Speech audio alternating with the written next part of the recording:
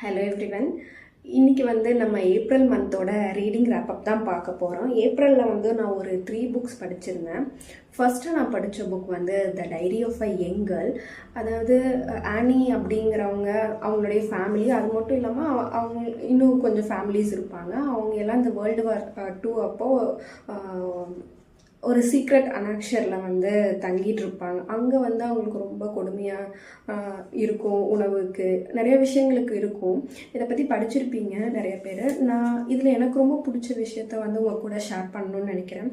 எனக்கு என்ன ரொம்ப பிடிச்சது அப்படின்னா, அவங்க அவ்வளோ கஷ்டமான ஒரு சுச்சுவேஷனில் இருக்கும்போது கூட அவங்க ஒரு ரொட்டீன் வச்சுருப்பாங்க. கண்டினியூஸாக அவங்களுடைய டைரியில் அவங்க நினைக்கிற அந்த தாட்ஸாக இருக்கட்டும், எமோஷனாக இருக்கட்டும் எழுதி வைப்பாங்க. அது கஷ்டமாக இருந்தாலும் சரி, சந்தோஷமான விஷயங்களாக இருந்தாலும் சரி.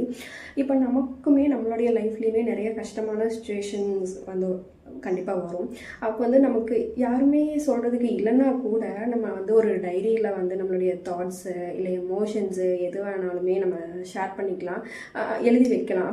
அப்படி எழுதி வச்சோம்னா, அதாவது மற்றவங்கக்கிட்ட சொன்னால் கூட வெளியே யாராவதுக்கிட்ட சொல்கிறதுக்கு வாய்ப்பு இருக்குது. பட் நம்ம டைரியில் எழுதி வச்சோம்னா அது நம்மக்கிட்ட மட்டும்தான் இருக்கும்.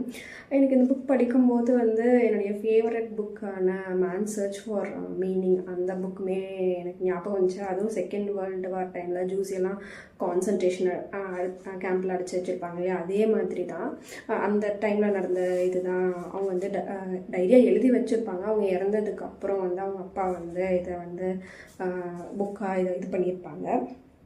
ஸோ செகண்டாக நான் படித்த புக் திவான் மஹல் அப்படிங்கிற ஒரு நாவல். இது பிரிண்டில் இல்லை. எனக்கு ரைட்டர் செல்வேந்திரன் அவங்க பிடிஎஃபாக அனுப்பிச்சாங்க. நான் பிரிண்ட் போட்டு தான் இது படித்தேன்.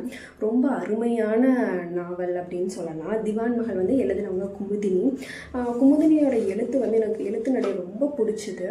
இவங்க இது ஒரு பெண்ணோட வாழ்க்கையை மையமாக வச்சு தான் இந்த கதை அவங்க எழுதியிருப்பாங்க. இதில் உளவியல் பெண்ணோட உளவியல் சார்ந்த விஷயங்களாக இருக்கட்டும், குடும்ப கட்டமைப்பு பற்றி அவ்வளவு எளிமையாக அழகாக சொல்லியிருப்பாங்கன்னே சொல்லலாம். கண்டிப்பாக இந்த நாவலை எல்லாருமே படிக்கணும். இதனோட ட்விஸ்ட்டு ரொம்ப அழகாக இருக்கும். இந்த நாவலுடைய ஃபுல் ஸ்டோரியுமே நான் சீக்கிரமாக ரிவ்யூ அப்லோட் பண்ணுறேன். நான் தேர்டாக படித்த புக் நீரால் ஆனது, மனுஷ்யபுத்திரன் அவங்க எழுதினது. அதில் தன்னோடு இருத்தல், பிறரோடு இருத்தல், இன்னொன்று ஏதோ சொல்லியிருப்பாரு, உன்னோடு இருத்தல், அதை பற்றி எல்லாமே சொல்லியிருப்பாரு.